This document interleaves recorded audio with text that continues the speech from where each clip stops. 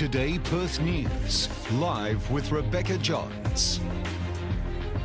Welcome back. Forensic officers have just arrived at a home in Chewett Hill where a man has this morning been threatened by a gang of thieves. Robert Herrick, talk us through what's happening there right now.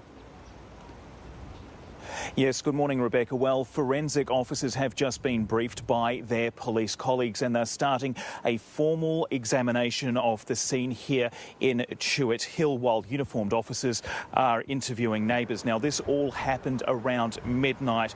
A man who lives on a house here on Tyler Street in Chewett Hill heard a crash outside his home. He went out to investigate what was going on and found a car had smashed into the back of his ute. Now, we've been told that up to 4 men got out of that car and assaulted him. We understand they had their faces covered with bandanas and one was armed with a machete. We understand that a scuffle ensued and they demanded the keys to the ute, taking off in it. That's a green Holden Commodore.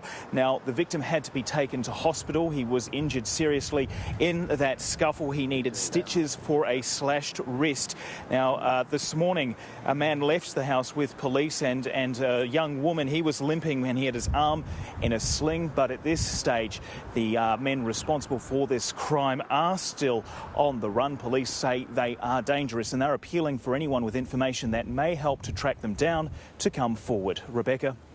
Robert, thank you. A Perth jury is today expected to decide the fate of a man accused of running down and killing a 14-year-old boy in Kalgoorlie. The 56-year-old is on trial for manslaughter. The court heard he went after Elijah Doughty in his Nissan Navara in August last year when he saw him riding a motorbike that had been taken from his shed. Yesterday, the jury deliberated for 4 hours and is likely to reach a verdict later today. Police officers continue to be attacked on the job in Western Australia. In less than 48 hours, officers in Rockingham and Geraldton have been treated in hospital. Caitlin Barr is in Rockingham. Caitlin, the officer attacked with a samurai sword has since been released from Royal Perth.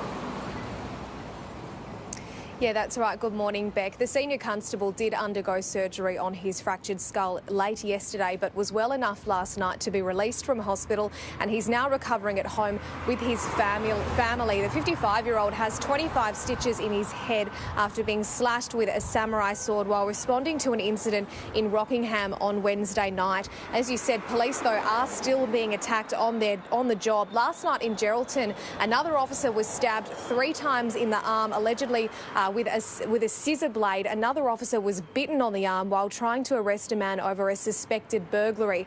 The police union says that this behaviour towards police isn't unusual, and they say that it does highlight the real risks that officers face while out on the job. It's now calling on the state government to reassess its pay deal amid a pay dispute with the union, saying that its members will consider taking further industrial action if nothing changes. Beck.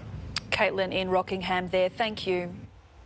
O.J. Simpson has been granted parole in the US. For 9 years, the former NFL player has called Lovelock Prison in Nevada his home after an armed robbery conviction.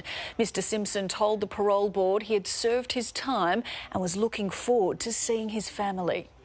So based on all of that, Mr. Simpson, I do vote to grant parole when eligible, and that will conclude this hearing. Thank you. Thank you. Thank you. Thank you.